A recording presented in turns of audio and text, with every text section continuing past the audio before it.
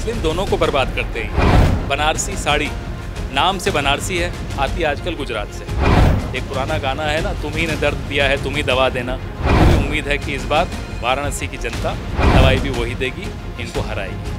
2024 के लोकसभा चुनाव की शुरुआत हो गई है। अगर बात कही जाए पूरे देश की निगाह, तो सिर्फ और सिर्फ यूपी के एक सीट पर निगाहें टिकी हुई हैं, वो है वाराणसी, जिसे काशी विश्वनाथ मंदिर से भी जाना जाता है। अगर काशी विश्वनाथ मंदिर के बारे में बातचीत कही जाए तो पीएम मोदी एक तरफ कहते हैं कि काशी कॉरिडोर बना है, इस बार फिर से 2014 और 2019 से ज्यादा वोटों के साथ 2024 में जीत हासिल करेंगे। तो वहीं अगर बात कही जाए विपक्ष के बारे में, यानी कि कांग्रेस से यहाँ पर यूपी कांग्रेस प्रदेश अध्यक्ष अजय राय जी यहाँ पर वो भी लगातार दावे कर रहे हैं कि मैं यहाँ का हूं, इस बार काशी की जनता मुझे चुनने वाली है। अब देखना यह होगा कि 2024 के लोकसभा चुनाव में कौन जीत हासिल करता है। इस मुद्दे पर हमारे साथ बातचीत करने के लिए कांग्रेस के वरिष्ठ नेता पवन खेड़ा जी मौजूद हैं। इनसे बातचीत करेंगे और जानने का प्रयास करेंगे कि वाराणसी की सियासत क्या बोल रही है।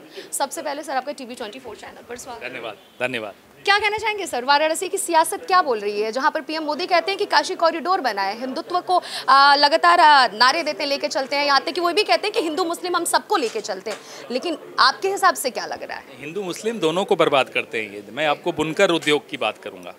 वीवर हिंदू भी है, मुसलमान भी है। आज वाराणसी के वीवर्स की क्या हालत है। बनारसी साड़ी नाम से बनारसी है, आती आजकल गुजरात से। यहाँ जीएसटी बढ़ा दिया, यहाँ उनको तबाह कर दिया। इसलिए मोदी जी एक बात तो ठीक कहते हैं कि हिंदू मुस्लिम दोनों को बराबरी ढंग से तबाह करते हैं। वो इसमें कहीं कोई भेद नहीं रखते। वो लेके चलते हैं, बोलते हैं लेके चल के डुबो देते हैं दोनों को। यही किया उन्होंने यहाँ। बेरोजगारी हिंदुओं में भी है, मुसलमानों में भी बढ़ रही है, दोनों में बढ़ रही है। मोदी जी ने यहाँ जो वादे किए थे, रिवर, वीवर और सीवर, आप तीनों देख लीजिए स्थिति, आपको जवाब मिल जाएगा। मैं सुबह आते ही काशी के कोतवाल के आगे नमन करने गया, फिर काशी विश्वनाथ गया, और वहाँ भी लोगों से जो बात हुई, समझ में आया कि वहाँ भी लोगों को बड़ा असहाय महसूस करते हैं कि किस तरह से कमर्शियलाइजेशन किया कॉरिडोर के नाम पर। कई पुरानी जो हमारी धरोहर थी वो बर्बाद करने में कोई कसर नहीं छोड़ी। तो शिकायतें वहाँ भी बहुत ज़्यादा हैं। बहरहाल हम सब आए हैं वाराणसी, आग्रह करने वाराणसी की जनता से। एक पुराना गाना है ना, तुम ही ने दर्द दिया है तुम ही दवा देना। पूरी उम्मीद है कि इस बार वाराणसी की जनता दवाई भी वही देगी, इनको हराएगी। बीते दिन की बात करेंगे, पटना में आपकी मौजूदगी थी। वहाँ पर आपने एक जो लाइन कहा है वो कहा है दरअसल कि देश के प्रधानमंत्री को इलाज की बेहद ज़रूरत है, और साथ ही साथ आपने अमित शाह को भी बोला कि ये प्रधानमंत्री और अमित शाह डरते हैं बिहार के पटना में आने से। क्या कुछ कहना चाहेंगे? जिस तरह की भाषा का वो इस्तेमाल कर रहे हैं, विपक्ष के लिए कहना कि वो मुजरा कर रहे हैं, और फिर कहना मंगलसूत्र छीन लेंगे, मुसलमानों को आरक्षण, ये अजीब सी बातें हैं। एक ऐसा व्यक्ति जो मानसिक रूप से एकदम ठीक हो, वो ऐसी बात नहीं कर सकता। और देश के प्रधानमंत्री को अपने पद की मर्यादा का ध्यान रखना चाहिए। पूरे विश्व में एक छवि है देश की, ये एक सभ्यता है, देश नहीं है, इट्स अ सिविलाइजेशन। अब इस सभ्यता में आपको मौका मिला, 10 साल आप प्रधानमंत्री हो, उसके बाद आपके मुंह से ऐसे शब्द निकलें कि मुजरा कर रहा है विपक्ष, तो आप बताइए, इलाज की आवश्यकता तो है। 30 लाख रोजगार देने का वादा कर रही है कांग्रेस। विपक्ष मतलब एनडीए गठबंधन ये कह रहा है कि झूठे हैं वादे, जुमले हैं। अगर विपक्ष यानी इंडिया गठबंधन जीतता है तो देश बर्बाद हो जाएगा। ये 30 लाख तो खाली पद पड़े हैं। तेजस्वी जी ने कितने कम समय में बिहार में रोजगार दिया या नहीं दिया?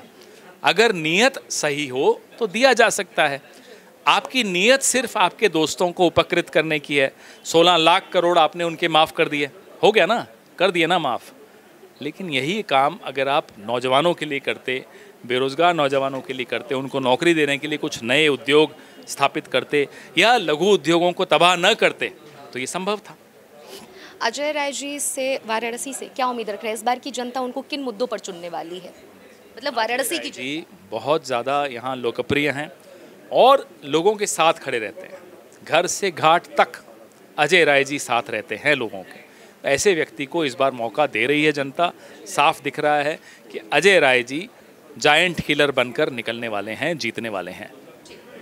तो ये थे हमारे साथ पवन खेड़ा जी, जिन्होंने साफ शब्दों में कहा कि इस बार वाराणसी से अजय राय जी जीत हासिल कर रहे हैं। देश के प्रधानमंत्री को उन्होंने कहा कि इलाज की बेहद ही जरूरत है, क्योंकि जो अगर भाषण की बात कही जाए, जो मानसिक जिनकी हालत सही है, दिमागी हालत से, उसके बावजूद भी वो अनर्गल भाषण देते हैं तो उनको इलाज की जरूरत है। साथ ही साथ अगर बात कही जाए तो उन्होंने कहा कि देश में 30 लाख रोजगार लेकर कांग्रेस पार्टी आ रही है और अपने वादे को पूरा करेगी। वादे जो नहीं पूरे करते वो जानते हैं और हिंदू मुस्लिम दोनों को लेकर चलते हैं लेकिन डुबो देते हैं। पवन खेड़ा जी का कहना यह है कि बीजेपी हिंदू मुस्लिम को लेकर चलती है लेकिन डुबो देती है। कैमरा पर्सन हर्ष के साथ अनन्या मिश्रा, टीवी 24 वाराणसी।